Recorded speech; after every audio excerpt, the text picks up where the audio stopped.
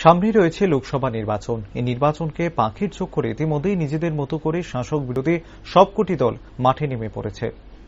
কমলপুর মহকুমার যাত্রী সাধারণ, যানবাহন চালক ও মালিক সহ সকলের স্বার্থে অতি দ্রুত একটি সিএনজি স্টেশন চালু করা, মানিক ভান্ডার বিমানবন্দর চালু করার প্রয়োজনীয় উদ্যোগ নেওয়া, কুমারঘাট থেকে কমলপুর, খোয়াই, মোহনপুর হয়ে আগরতলা পর্যন্ত বিকল্প রেল লাইন তৈরির জন্য প্রয়োজনীয় উদ্যোগ গ্রহণ করা সহ 23 দফা দাবির ভিত্তিতে বুধবার সিপিএম কমলপুর মহকুমা কমিটির পক্ষ থেকে বুধবার কমলপুর মহকুমা শাসক কার্যালয়ে এক ডেপুটেশন প্রদান করা হয়।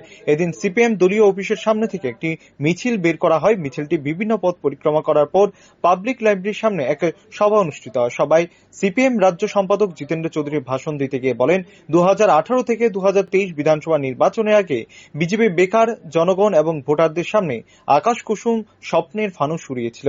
তিনি আরো বলেন, প্রতিশ্রুতি দেওয়া হয়েছিল 60 লক্ষ লোকের কর্মসংস্থান হবে, প্রথম বছরে 50,000 চাকরি হবে, জেলায় জেলায় শিল্প কারখানা হবে, জাতীয় আন্তর্জাতিক পুঁজির বিনিয়োগ হবে। গত 5 বছরে পুঁজি ত্রিপুরা থেকে চলে গেছে, কোনো বিনিয়োগ হয়নি। সদ্য বাজেটে কৃষি শিল্প কারখানার কোনো বরাদ্দ নেই। এত আক্রমণের পরেও এমনকি বিধানসভা পর্যন্ত কথা বলতে দেওয়া হয় না। কিন্তু সিপিএম জনগণের প্রতি যে দায়বদ্ধতা এবং মানুষের যে সংকট দেখে তা চুপ করে বসে থাকতে পারে না। তাই সারা ত্রিপুরা রাজ্যে গণতান্ত্রিকভাবে মানুষের বক্তব্য এই রাজ্যের বুবা, কালা, অন্ধ, অথর্ব এই সরকারের কর্ণগোচরে তুলে নেওয়ার চেষ্টা করছে বলে জানান জিতেন্দ্র চৌধুরী।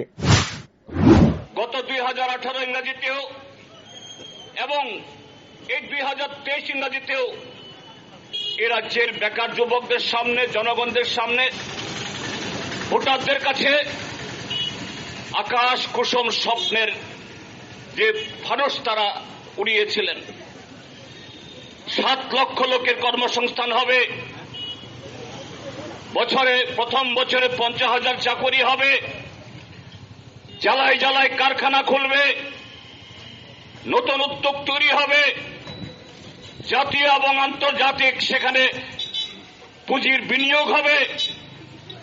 গত 5 বছর আমরা দেখেছি এই পুঁজি এখান থেকে চলে গেছে, পুঁজি বিনিয়োগ হয়নি।